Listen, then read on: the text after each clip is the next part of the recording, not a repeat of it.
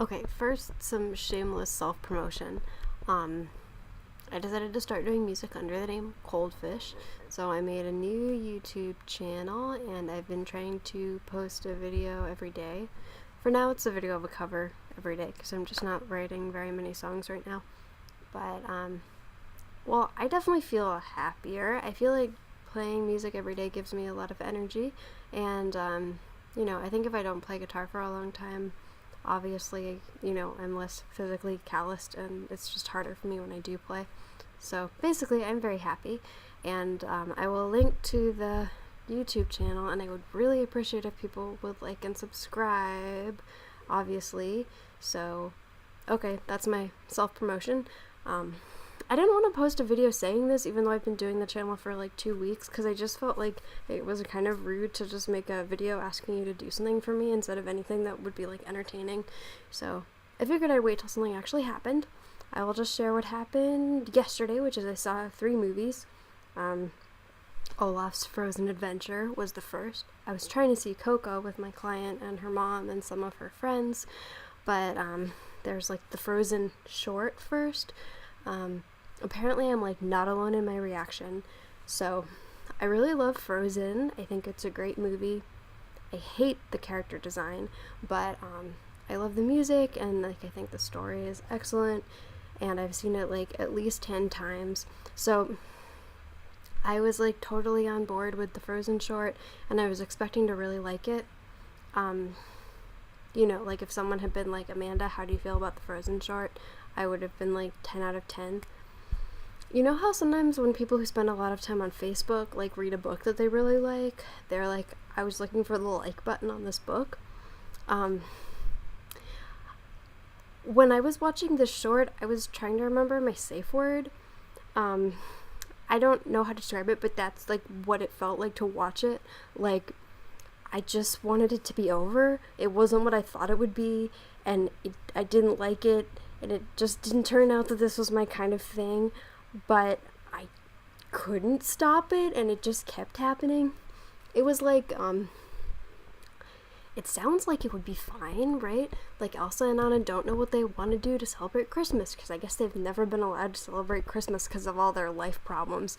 And so they and Olaf and everybody else tries to research, like, what should they do for Christmas? But it's 21 minutes long, and like, there's all these really bad songs. Kristoff's song about the troll was like the only good song in the whole thing.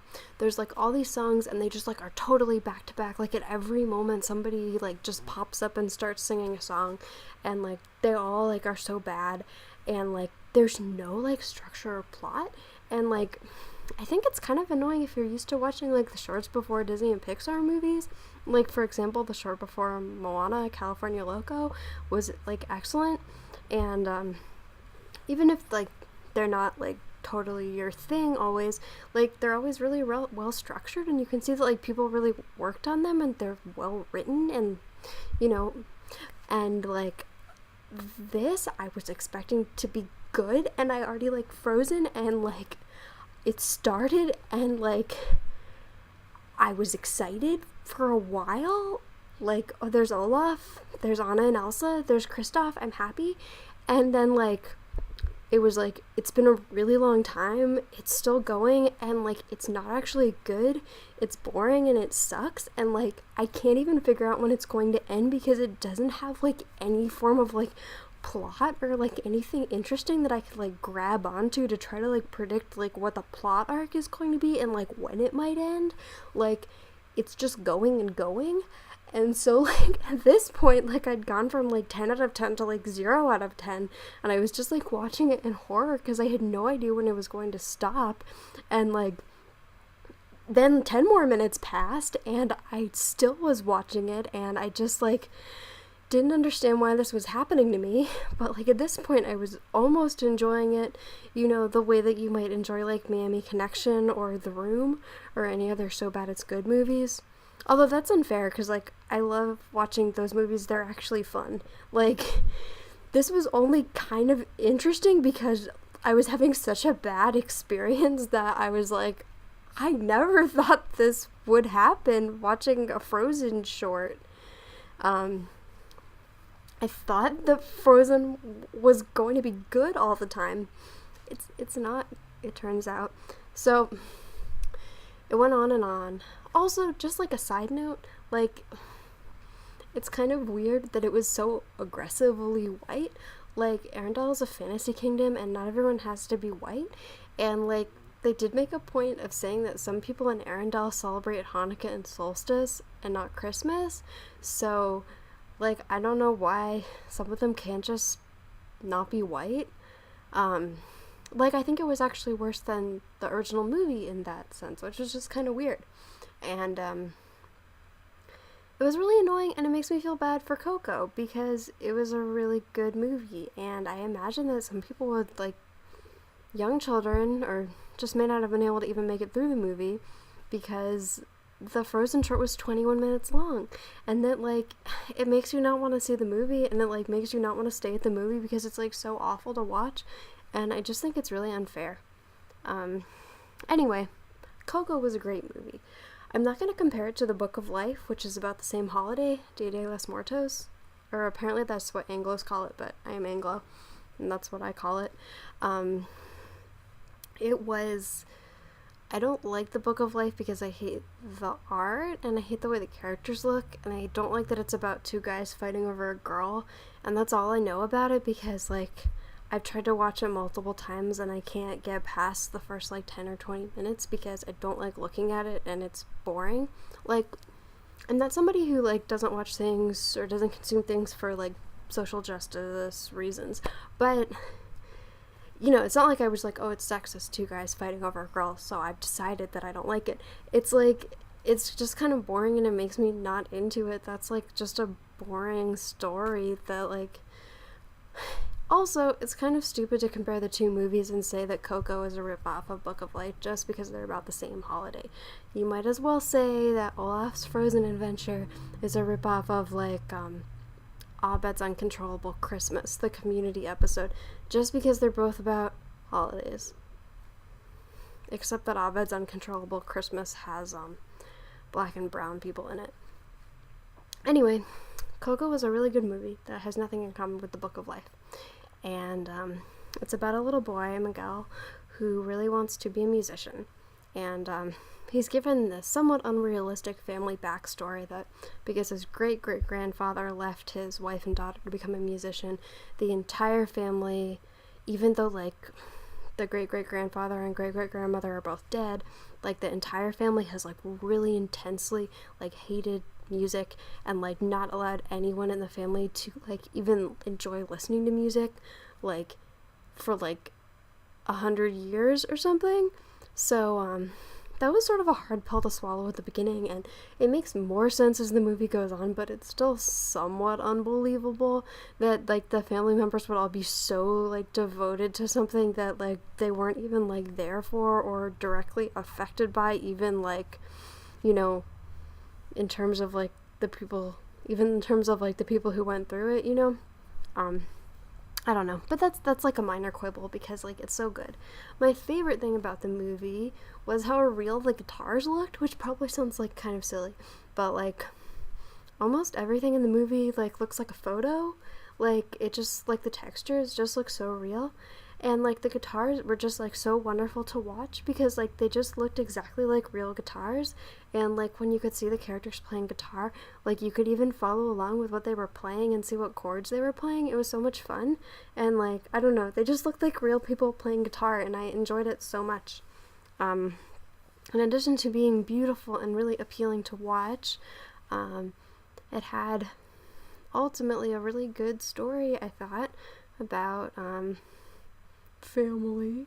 But no, it was really good because it was about how obviously the little boy Miguel ends up in the afterlife trying to get back to the living world. That's not really a spoiler. You know the movie is about him being in the afterlife with a bunch of skeleton ancestors of his. So it's basically like none of the ancestors want to send him back after he's gotten stuck there because they want to make him promise that if they send him back, he won't be a musician because they all don't approve of it, and that's what he really wants to do. So he tries to find the great-great-grandfather who left the family because he knows that that person was a musician, and like that ghost like will support him and will send him back. So the story of like what happened and how the great-great-grandfather left the family and like how he sort of finds his redemption for having done that and like hurt them was just like really good. It was like a little less complex than I thought it was going to be, but it was still good. I won't do like a spoiler space or whatever because you should see it. Also, like by the time you're halfway through the movie, you'll know what the spoilers are because like that's like my only complaint really. Like you can see the ending coming from like so far away and they drag it out for so long that it's like a little annoying. And then like once you get to pretty much what should be the ending, they just like aggressively make you cry. Like the plot of the movie is already really sad and like it's all about death and like it's just sad and you just cry, and then like they just drag it out more and more with like more and more music and sad parts and you're just like losing it. Like I was crying on my client's shoulder. Like I pretended that I just wanted to snuggle up to her, but it was a trick. I just put my head into her shoulder and I just started to like wipe my tears on her. And eventually I was crying so much that like I couldn't even dry my eyes because her shoulder was so wet. So that's what happened to me. Anyway, it was a really good movie. I'd recommend going 30 minutes late so you can miss some of the bad trailers, including the trailer for Ferdinand, which is apparently such a bad movie that they barely even show the movie. They just show a video of John Cena telling you not to judge the movie by the way it looks. You know, like Ferdinand was judged. You should just go see it anyway, because of John Cena, who you're not even going to get to look at in the movie. Sure, okay. Another thing about Coco I just want to mention was I really liked the portrayal of the great-grandma with dementia. The lady I work for now is like a young disabled person, but I worked with people with dementia for a few years, and I thought it was pretty accurate, but I guess what I thought was really special was just how like the great-grandma like doesn't remember that much, and she's not very like responsive to the people around her. She just kind of sits in her chair, but like from when she's first introduced, like the little boy tells us that like he likes to spend time with her even though she doesn't always respond, and she's just very much included in the family. I don't know, maybe that's just like more of a Mexican cultural thing, but regardless, I was just really happy to see that in the movie.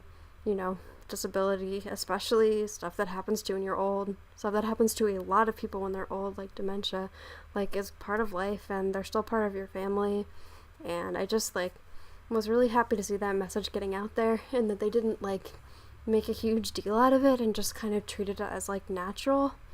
And the family still loved her and she was still included. I don't know. Anyway, after this, I'm like, I have a headache from crying so much, and I'm like so embarrassed that like I cried in a public place. And then I had plans to go see Thor with my old roommate Jacob. So I like rushed there hoping I would get to feel better, which I did. So Thor was at the Alamo Drafthouse, which is like this chain of fancy theaters. It started in Texas, but that we recently got one in San Francisco, and it's sort of weird because like I feel like the main draw is like you can go there and you can like order food and drinks during the movie and like they'll bring them to you and you have a little table to eat them at. But for some reason, despite the fact that this is like, you know, naturally distracting and they should just accept it, they have like really strict rules that you're like not supposed to talk and that like you have to arrive by a certain time and that like you're not supposed to like have your phone out or you'll be like kicked out of the theater. But like what's really stressful is like the waiters and waitresses who are bringing you your food, they're required to like hunch over in a little ball and like walk in this way that is like actually painful. Actually no, they like actively crawl sometimes if it's like a really crowded theater, or if it's not crowded, they'll just walk like extremely hunched over, and like it makes you feel horrible about yourself that you're making them do that, and like it's much more distracting than if they just delivered your food to you in a normal way. Like, the first time I went, I was like, are people getting off on making the waiters and waitresses do this? Because that's, like, the only possible way they could, like, the only possible reason they would have this rule, because, like, it's really not, like, unobtrusive at all. It's, like, very distracting, and it just makes you feel horribly guilty for ordering any food or drinks during the movie.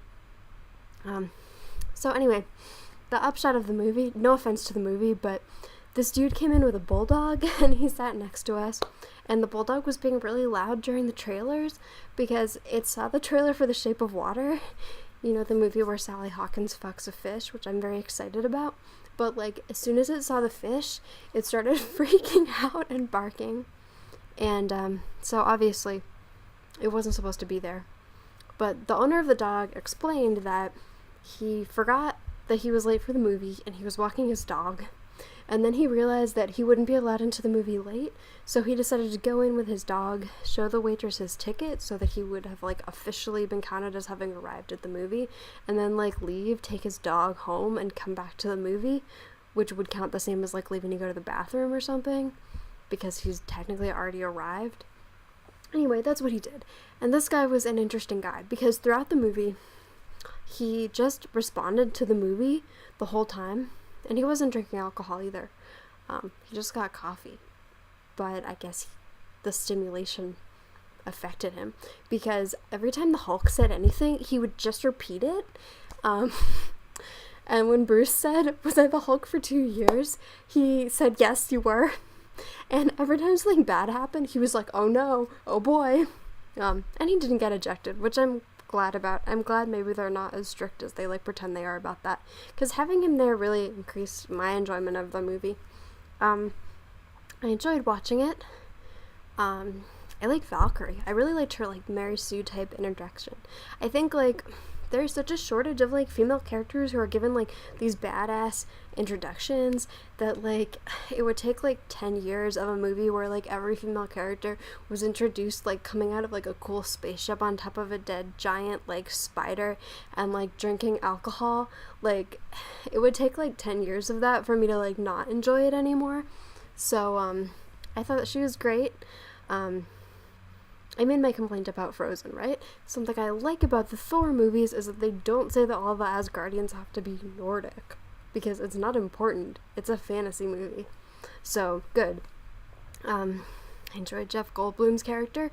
I somehow forgot that Hulk was in the movie and I got so excited. I'm sorry if this is like a spoiler to anyone, but I'm not going to give like huge spoilers, but I actually find it hard to remember what happened in the movie. I was excited that the What They Do in the Shadows guy got to write a Marvel movie, but I didn't really love the way that... I didn't maybe think this movie was that suited to him.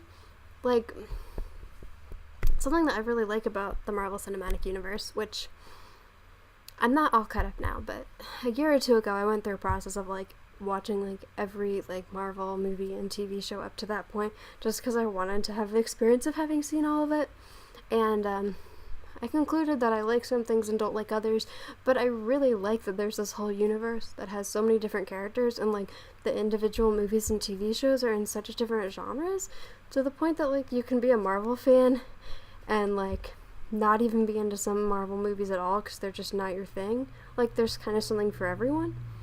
And I felt that this movie was like a lot more like the Guardians of the Galaxy movies, and that Thor even came off as being a lot more like Star-Lord or Tony Stark or any of the like really witty, talkative characters, which I don't really think is like how he's been established as being.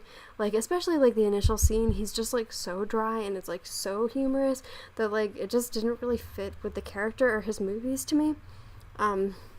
So basically I enjoyed watching it, but I felt like the fact that I enjoyed watching it was kind of a point against it. Like I'm supposed to enjoy watching the Marvel movies that are for somebody like me, who likes the movies that are like really verbal. But I've never liked the Thor movies. They're kind of like too visual and like I find them hard to follow, and I think that's fine. Like, you know, it was just too different. And Jacob said he thought it was almost like a little too humorous, like it was hard to take any part of the movie seriously, which I kind of agree with. It's nice to see Cate Blanchett. I've realized that, like, she's just gonna keep being beautiful her whole life. Like, watching the movie, I was remembering when I was, like, 12, and I was first cutting my teeth on being gay, and I had, like, such a big crush on her in the movies I was seeing at the time. And now, like, I'm 29, and, I'm still cutting my teeth on being gay, and, she's, like, just as beautiful as she was then. She looks the same, and, that's weird. but cool. Thor. I would recommend going to see it. It's fun to watch it. I'm gonna give you a spoiler, but I kind of think you should know. Like, it's a warning, but you should turn this off if you don't want a spoiler. The trailers at the end are not related to the future movies. And I was happy when I went to Spider-Man because it was funny, and I love Captain America.